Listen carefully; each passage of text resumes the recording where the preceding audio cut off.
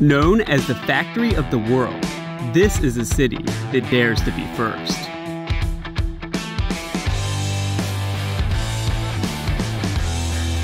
Hey, hey. Whoa. Hey.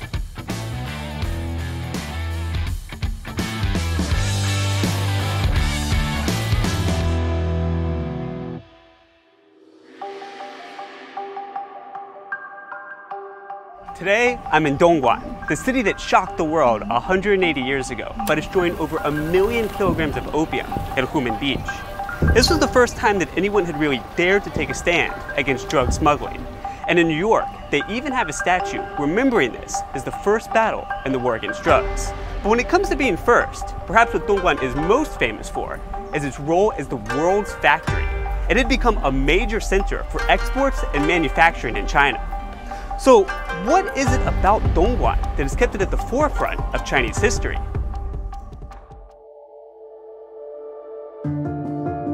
The answer to this question all starts with the story of a handbag.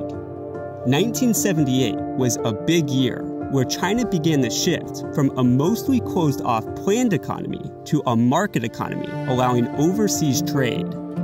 At first, though, most Chinese factories were hesitant to take on international deals. But Taiping Handbag Factory took that chance, becoming a pioneer in China's new age of opening up. Tan was one of the workers at Taiping that was first to experience the beginning of this new era.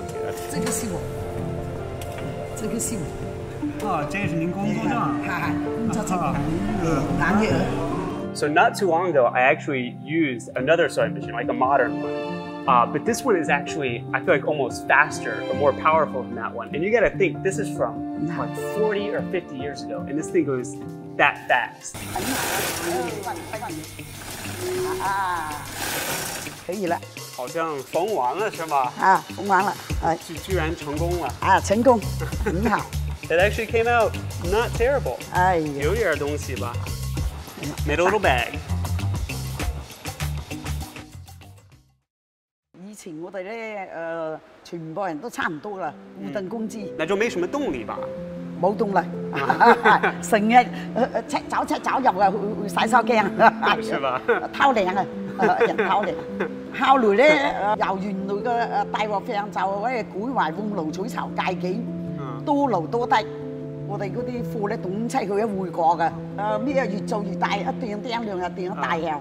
當時咧，我就掙幾百蚊，我老公訂曬都係26蚊嘅，佢就帶細路仔啊、煮飯啊，我日日加班啊，咁分工合作。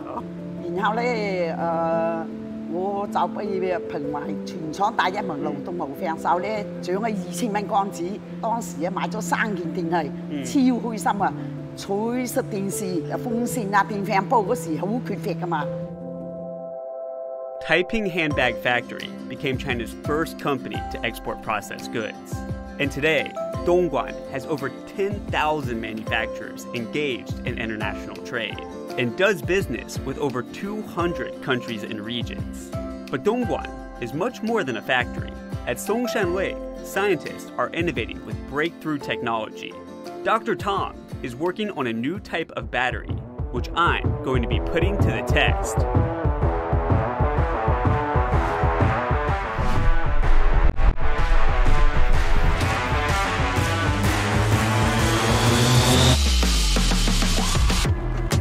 Okay, I'm about to take a power drill and put it right into the zinc battery. Hopefully it does not burst into flame.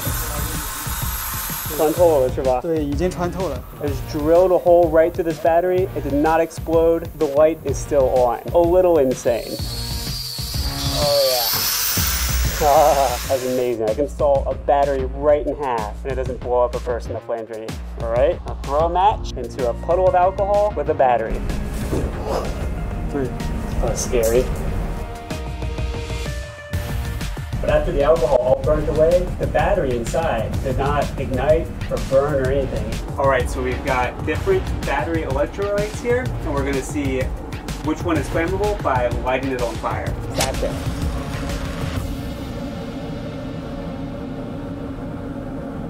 你这个为什么没有火呀？因为我们这个里面是水，然后这个锂电池的电解质是有机的易燃的电解质，所以它就会一直烧起来。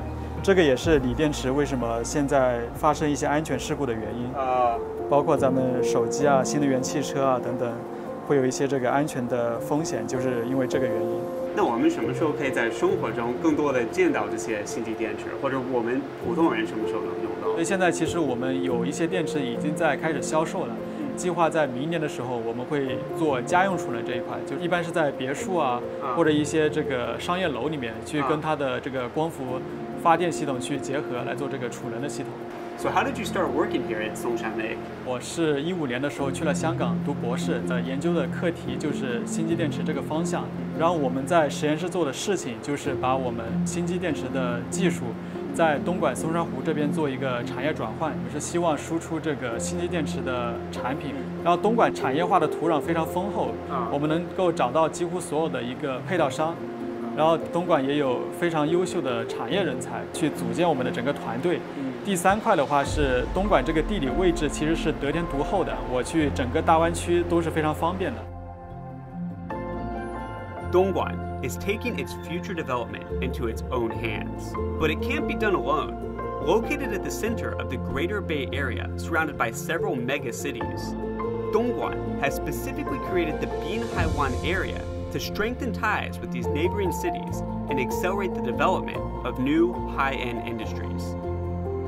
Nearly 50 years ago, the people here dared to turn Dongguan into the manufacturing center of the world. And that pioneering spirit lives on today with the desire to create new, innovative technology. Dongguan continues to take on new challenges, and I'll be excited to see what comes next. I'm in Dongguan. Stay tuned with China Matters.